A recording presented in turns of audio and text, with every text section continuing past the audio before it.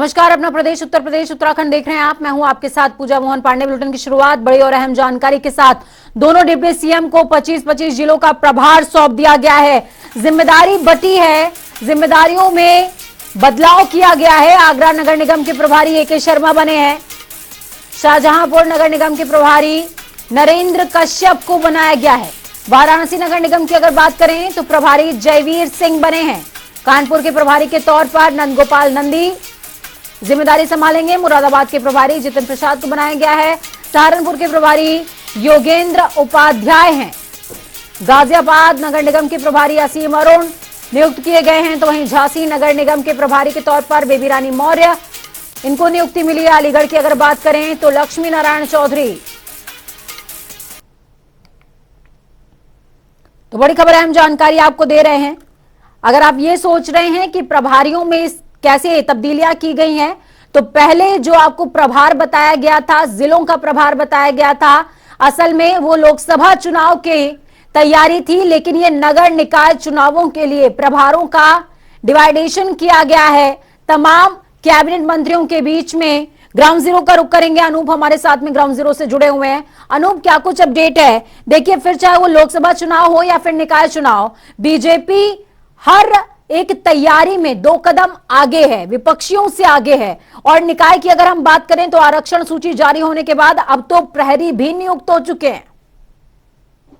देखिए पूजा, आपने बहुत सही बात कही कि जब भाजपा किसी चुनाव की तैयारी करती है तो जहां एक तरफ संगठन की तैयारी अलग होती है, लेकिन सरकार की तैयारी अलग होती है। और यही कारण है कि आपने देखा नगर निकाय चुनाव का बिगुल बज चुका है। तो वही जहां भारतीय जनता पार्टी संगठन है वो तैयारी अलग कर रहा है, तो वहीं दूसरी तरफ उत्तर प्रदेश सरकार अलग तैयारी कर रही है। यही वजह है कि उत्तर प्रदेश में जो 17 नगर निगम है उनके नगर निगमों पर जो कैबिनेट मंत्री हैं उनकी जिम्मेदारी सौंपी गई है। खासकर आगरा की बात करें तो नगर विकास मंत्री एके शर्मा की जिम्मेदारी मिली है।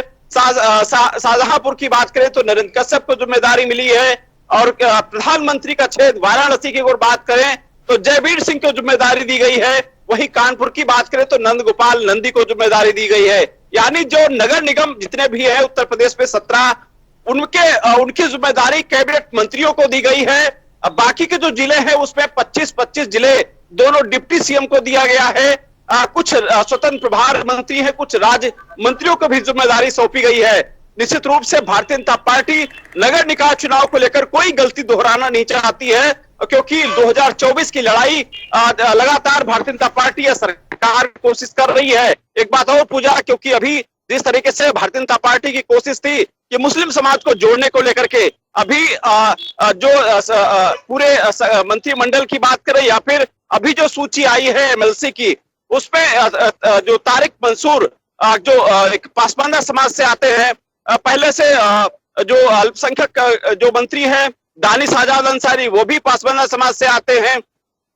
2 और मुस्लिम चेहरे हैं, चाहे वो मोहसिन रजा की बात करें या फिर तमाम और इस तरीके से करीब 4 ऐसे एमएलसी या फिर मंत्री हो चुके हैं जो भारतीय जनता पार्टी में, यानी कहीं ना कहीं जो भारतीय जनता पार्टी एक कोशिश थी कि सभी वर्गों को सराहा जाए। यही वजह है कि पूजा, क्योंकि 2024 की लड़ाई अगर भारतीय जनता पार्टी को 80 में से 80 सीटें साधने का कोई लक्ष्य है तो निश्चित रूप से सभी वर्गों को एक साथ लेना पड़ेगा, सभी की जिम्मेदारी तय करनी पड़ेगी और हर वर्ग को कहीं न कहीं उनकी जिम्मेदारी सौंपनी पड़ेगी। मुझे लगता है भारतीय जनता पार्टी लगातार जिस तरीके से माइक्रो लेवल यानी बूथ स्तर से तैयारी करती है तो ऊपर स्तर पर कहीं ना कहीं जिम्मेदारी भी और तय इसमें करती है। कोई दो राय नहीं है अनूप, इसमें कोई दो राय नहीं है कि ये लिटमस टेस्ट है, फिर चाहे वो बीजेपी का हो या फिर सपा का। और इस तैयारी में बीजेपी एक कदम आगे जाती हुई नजर आ रही है प्रभारियों की नियुक्ति के साथ। बिल्कुल पूजा, इसमें कहीं ना कहीं मंत्रियों की भी जिम्मेदारी तय हो गई, तो निश्चित रूप से उस क्षेत्र में जाकर वहां पर जनता से मुलाकात तो करेंगे ही, साथ ही साथ संगठन के कार्यकर्ता पदाधिकारियों से भी मुलाकात करेंगे। वो वहां का फीडबैक लेंगे कि आखिर वहां का फीडबैक क्या है, क्या समस्याएं हैं, क्या ऐसा तो नहीं कि भाजपा के खिलाफ कोई दल है, अगर है तो वहां से कौन है, उन लोगों को कैसे भाजपा के पाले में किया जाए, उनकी आवश्यकताएं क्या है, मूलभूत जो परेशानियां हैं उनकी क्या है, उसका निराकरण कराएंगे। तो निश्चित रूप से जिस तरीके से भारतीय जनता पार्टी एक बार फिर से चुनावी मोड़ में, यानी जो नगर निकाय का जो बिगुल बजा है, भले ही पार्टियां तैयारी कर रही हो, लेकिन भारतीय जनता पार्टी की जो तैयारी है, वो चाहे सरकार की तरफ से बात करें या फिर संगठन की बात करें, वो अलग ढंग से कर रहे हैं। एक तैयारी के लोगों तक पहुंचने का काम कर रहे हैं। अभी 6 तारीख को भारतीय जनता पार्टी स्थापना दिवस है, बड़ी धूमधाम से हर जिले में मना रही है, हर वर्ग को के पास जाने की बात कर रही है। तो पूरा सत्याग्रह, सामाजिक न्याय सत्याग्रह के रूप में भारतीय जनता पार्टी का जो संगठन है, वो कहीं ना कहीं नगर निकाय चुनाव को जीतने को लेकर बना रही है। तमाम कार्यक्रमों का आयोजन किया गया है। बिल्कुल। नेतृत्व की बात करें तो उत्तर प्रदेश भाजपा संगठन तो नेतृत्व कर ही रहा है, लेकिन कहीं ना कहीं केंद्रीय नेतृत्व भी इस पर नजर बनाए है, और यही वजह है कि पूजा जो भी चुनाव होते हैं, भारतीय जनता पार्टी को सफलता मिलती है। पूजा, बहुत शुक्रिया हमारे साथ जुड़ने के लिए, अनूप, अहम जानकारी ग्राउंड जीरो से साझा करने के लिए। तो वहीं दूसरी तरफ आपको बताएंगे कि शाहजहांपुर निगम के प्रभारी के तौर पर नरेंद्र कश्यप को नियुक्ति मिली है। प्रभार बांट दिए गए हैं और इन प्रभारों के बंटवारे के बाद कितनी जान चुनावों में देखने को मिलेगी, वो देखने में आगे आएगा। तो वहीं यूपी भाजपा के राज्यपाल आनंदीबेन पटेल ने 6 एमएलसीज का मनोनयन किया। यूपी भाजपा ने इस एमएलसी के मनोनयन से सभी वर्गों को साधने की कोशिश करी है। भाजपा के नए एमएलसी लालजी निर्मल ने सीएम योगी का आभार जताया। लालजी निर्मल ने कहा है कि 30 सालों से दलित की लड़ाई लड़ रहे हैं और उच्च सदन में भी दलितों के हित की आवाज उठाएंगे। इन्हीं सब मुद्दों को लेकर हमारे संवाददाता अनूप ने लालजी निर्मल से खास बातचीत की है, सुनिए।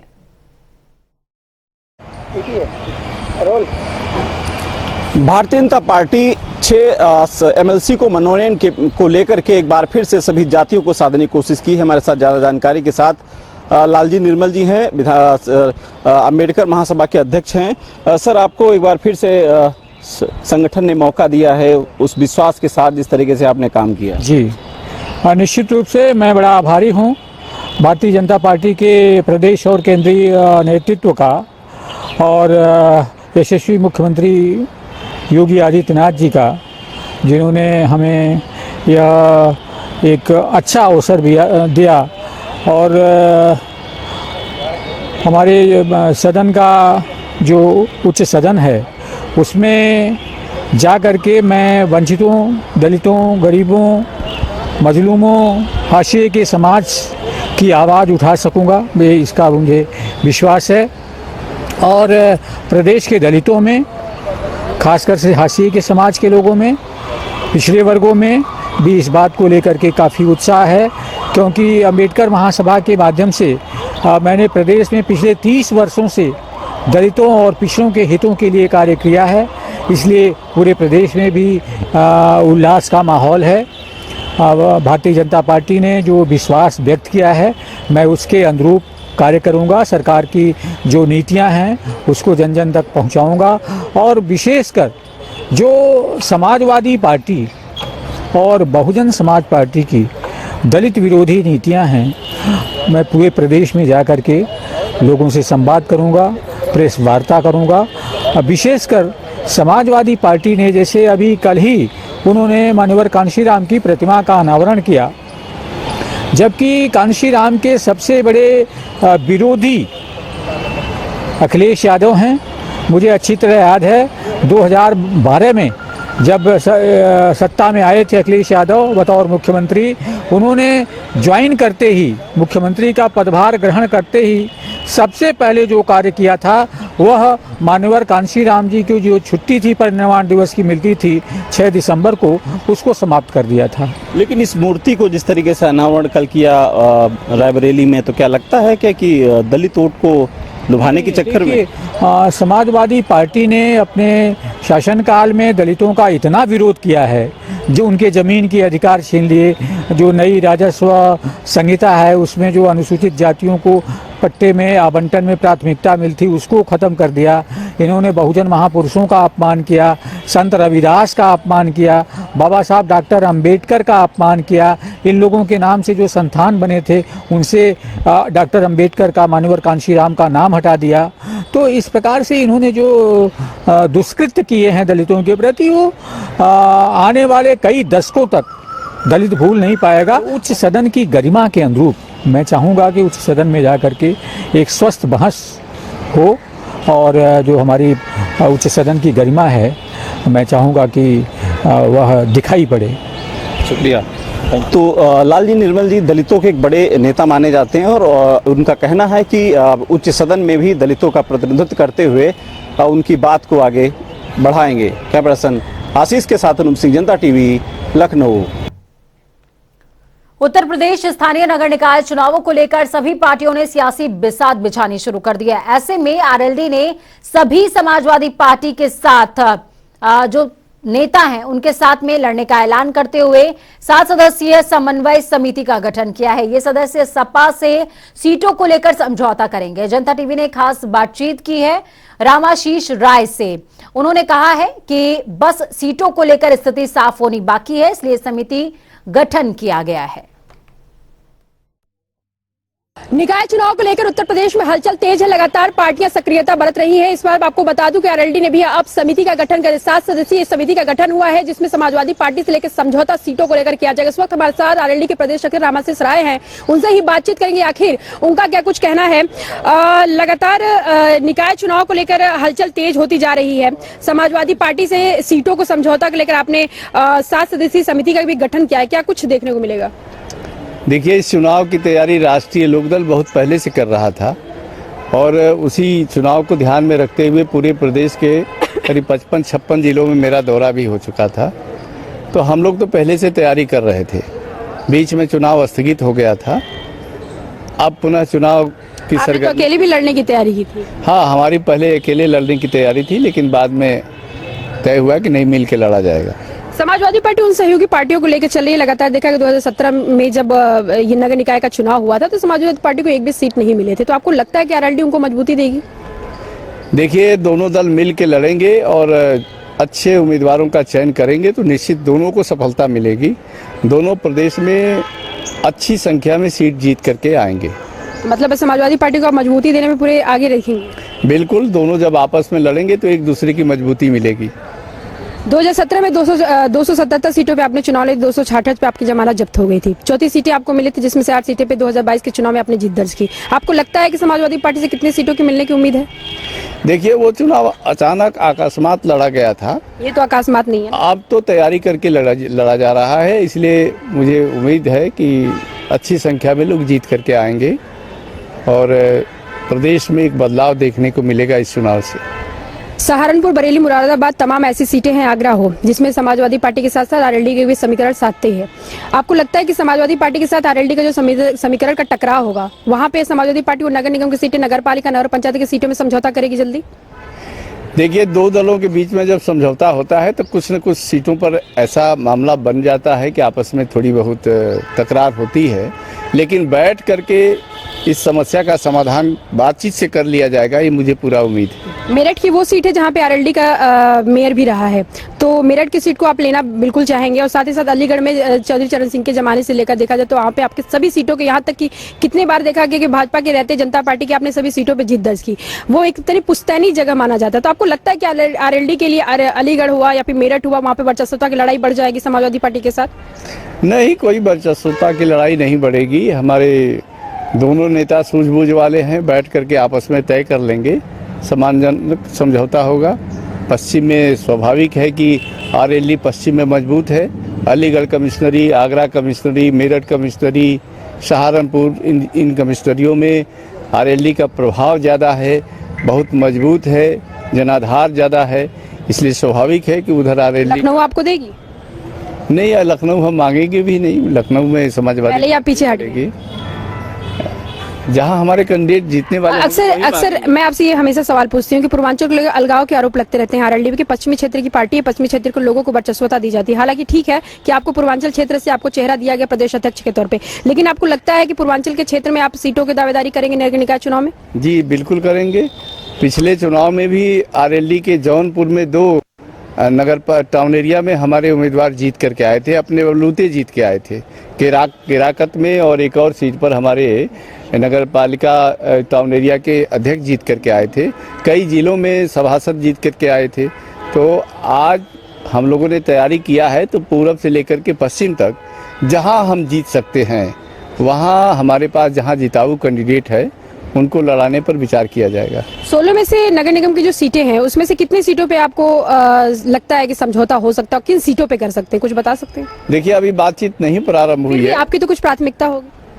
नहीं, अब प्राथमिकता तो है कि पश्चिम के में आरएलडी आपने बोल दिया, यानी आरोप सही है कि पश्चिम में ही आप फोकस कर रहे हैं। नहीं, पश्चिम में चूंकि ज्यादा हमारा पास आपने जनाधार। पूर्वांचल क्यों नहीं बोला? आप पूर्वांचल के व्यक्ति हैं। पूर्वांचल में नगर निगम में ऐसा कोई नहीं है। हम गोरखपुर पश्चिम में की किन सीटों, अलीगढ़ और मेरठ? निगम में हम चाहेंगे कि अगर हमारे पास कैंडिडेट हैं गोरखपुर में। तस्वीर साहब के अलीगढ़ मेरठ के अलावा किन सीटों पे करेंगे? अलीगढ़ मेरठ पे तो आप करेंगे ही करेंगे। जहाँ जहाँ हमारे पास जिताऊ उम्मीदवार, अच्छे उम्मीदवार होंगे, दोनों दल मिल करके बैठ करके विचार करेगा और उन सीटों पर हम लोग लड़ेंगे और जीतेंगे। भाजपा भी मुस्लिम प्रतिनिधित्व को बढ़ाने की बात कर रही है, आपको लगता है कि टकराव ज्यादा होगा? नहीं, ऐसी कोई बात नहीं है। हर पार्टी का काम है जनाधार को बढ़ाना, अपने अपने जनाधार को बढ़ाना। अखिलेश जी भी अभी काशीराम जी की प्रतिमा का आराम से भाजपा के पक्ष में बोले, कुछ मन पलट रहा है क्या? नहीं, ऐसा कुछ नहीं है। हम आरएलडी को मजबूत करने में लगे हुए हैं। आरएलडी पूरे प्रदेश में मजबूत होगी और चुनाव जीत करके इस स्थानीय निकाय चुनाव के माध्यम से पूरे प्रदेश में एक परिवर्तन की लहर आपको देखने को मिलेगी। अच्छा, एक आखिरी सवाल है, समिति के जो सदस्य गठित किए गए हैं पूर्व विधायक के नेतृत्व में ही गठित किया गया है, तो क्या सिर्फ समिति के सदस्य ही बातचीत करेंगे? जो राष्ट्रीय अध्यक्ष है जयंत चौधरी, वो बातचीत नहीं करेंगे अखिलेश यादव से सीटों को लेकर? नहीं, कोई ऐसा प्रकरण जहाँ फंसेगा, महत्वपूर्ण विषय हो गए, वहाँ दोनों मिल करके बात करेंगे, दोनों अध्यक्ष मिल करके बात करेंगे, दोनों प्रदेश अध्यक्ष बात कर सकते हैं। जो जहाँ जैसी समस्याएं आएंगी वहाँ मिल करके बात करेंगे। बहुत बहुत धन्यवाद। ये थे आरएलडी के प्रदेश अध्यक्ष रामाशीष राय का साफ तौर पे कहना है कि लगातार हम चुनाव लड़े हैं, 2024 का लोकसभा भी लड़ेंगे, फिलहाल स्थानीय नगर निकाय के चुनाव में बीजेपी को पूरा हम चुनौती देंगे। कैमरा से सबके साथ मैं जैसी गुंता, टीवी लखनऊ। मुख्यमंत्री पुष्कर सिंह धामी दिल्ली दौरे पर हैं, जहां पर उन्होंने केंद्रीय वित्त मंत्री निर्मला सीतारमण और केंद्रीय रेल मंत्री अश्विनी वैष्णव से मुलाकात की। इस दौरान सीएम ने रेल मंत्री से टनकपुर देहरादून के मध्य एक जन शताब्दी रेल सेवा और दिल्ली रामनगर के मध्य शताब्दी एक्सप्रेस रेल सेवा संचालित किए जाने का अनुरोध भी किया है। साथ ही तमाम विकास परियोजनाओं पर चर्चा करी। तो वहीं मुख्यमंत्री ने वित्त मंत्री से सौंग बांध पेयजल परियोजना के साथ साथ अन्य विकास योजनाओं को लेकर मिलने वाले बजट पर भी चर्चा की है।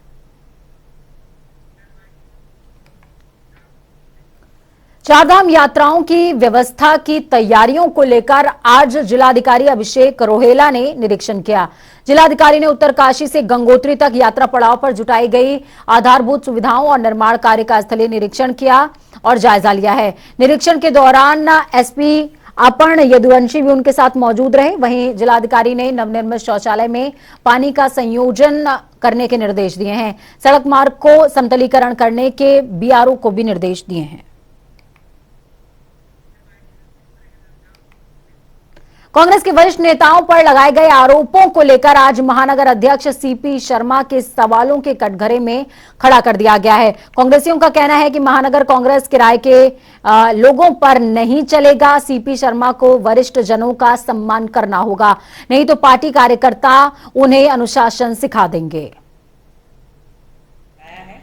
कि आप बीजेपी में आइए, आप जैसी जुझारू महिला, व्यवहार कुशल महिला की इस पार्टी में भी जरूरत है।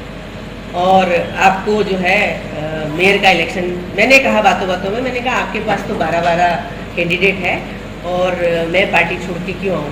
तो उन्होंने बोला आपको मेयर बनना है ना, वो हमारा काम है, लेकिन हम रुद्रपुर को कांग्रेस मुक्त रुद्रपुर बनाना चाहते हैं। तो मैंने कहा नहीं, मेरी पार्टी ने मुझे नगरपालिका अध्यक्ष का भी टिकट दिया और हमेशा मुझे सम्मान दिया है और हम ऐसा नहीं करेंगे।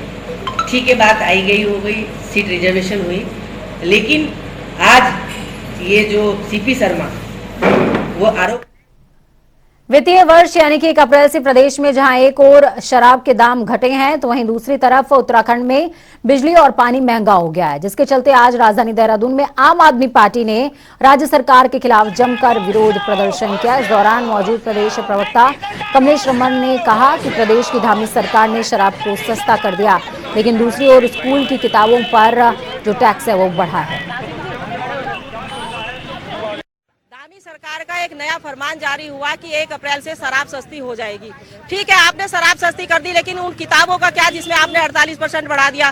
स्कूल की फीस आपने महंगी कर दी, ड्रेस महंगी कर दी, किताबें महंगी कर दी, गैस के दाम महंगे कर दिए, और तो और जो हम रोजमर्रा का जो दूध उसको आपने महंगा कर दिया। तो हम धामी सरकार से पूछना चाहते हैं कि इस प्रदेश की जनता ने क्या गलती कर दी आपको वोट दे करके। तो आज तमाम आम आदमी पार्टी का कार्यकर्ता कुंभकर्ण की नींद सोने वाले धामी सरकार को जगाना चाहते हैं कि शराब को जो आपने सस्ता किया है, नौजवानों के ऊपर कुठाराघात करने का काम किया है, युवाओं को आप रोजगार नहीं दे सकते लेकिन शराब सस्ती कर सकते हैं, नशे की ओर इस प्रदेश को ढकेलने का काम धामी सरकार ने किया है। उसी को लेकर के आज ये प्रदर्शन हम यहाँ कर रहे हैं। तो चलिए फटाफट अंदाज में 2 मिनट में 10 अहम जिलों का रुख करेंगे। श्रावस्ती में दिव्यांग युवक की नदी में डूबने की आशंका। राप्ती नदी किनारे शौच को गया था युवक, पुलिस और ग्रामीण तलाश में जुटे। ललितपुर में किसान ने पेड़ से फांसी लगाकर की आत्महत्या। मौत से गांव में मचा हड़कंप, परिजनों ने फसल खराब होने से आत्महत्या की जताई आशंका। शाहजहांपुर में आरोपियों की गिरफ्तारी को लेकर धरने पर बैठा पीड़ित परिवार। अखिल भारतीय ब्राह्मण एकता परिषद के जिला अध्यक्ष विनय दीक्षित के नेतृत्व में धरना प्रदर्शन। मृतक का दूसरा पोस्टमार्टम कराए जाने की उठी मांग। रायबरेली में करंट की चपेट में आए 5 मजदूर, घटना से क्षेत्र में मचा हड़कंप। सरकारी नल की बोरिंग करते हुई है घटना। अलीगढ़ में झोला छाप के इलाज से मासूम की मौत, परिजनों ने शव को क्लिनिक के बाहर रखकर किया हंगामा। पुलिस ने मौके पर पहुंचकर मामले का संज्ञान लिया, मामले को शांत कराया। इटावा में पुलिस ने 50 लाख मूल्य का 130 किलो गांजा सहित 4 तस्करों को किया गिरफ्तार। आरोपियों को पक्का बाग ओवरब्रिज से किया गया है गिरफ्तार। ललितपुर में सरकारी जमीन पर हो रहा अवैध खनन, मशीन और ट्रैक्टर से मिट्टी की हो रही है तस्करी। बीएसपी जिला अध्यक्ष सहित प्रतिनिधि मंडल ने डीएम को शिकायती पत्र देकर कार्रवाई की करी मांग। फतेहपुर में खनन माफियाओं का बोलबाला, यमुना नदी में हो रही है जमकर खुदाई, मशीनों से निकाला जा रहा है बालू। वीडियो सोशल मीडिया पर धड़ल्ले से हो रहा है वायरल। अंबेडकर नगर में स्वच्छता और सौंदर्यीकरण अभियान की शुरुआत, अधिकारी कर्मचारी और आम जनता ने किया श्रमदान। अभियान का उद्देश्य लोगों को स्वच्छ और स्वस्थ वातावरण के प्रति जागरूक करना।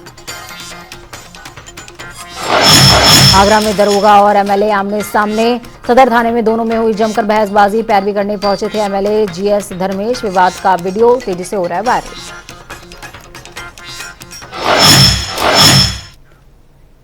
वक्त यहां पर छोटे से ब्रेक के उस पार। खबरों का सफर लगातार जारी रहेगा, बने रहिए जनता टीवी के साथ, क्योंकि हम हैं आपकी ताकत। अपना और अपनों का बहुत ज्यादा ख्याल रखिए। नमस्कार।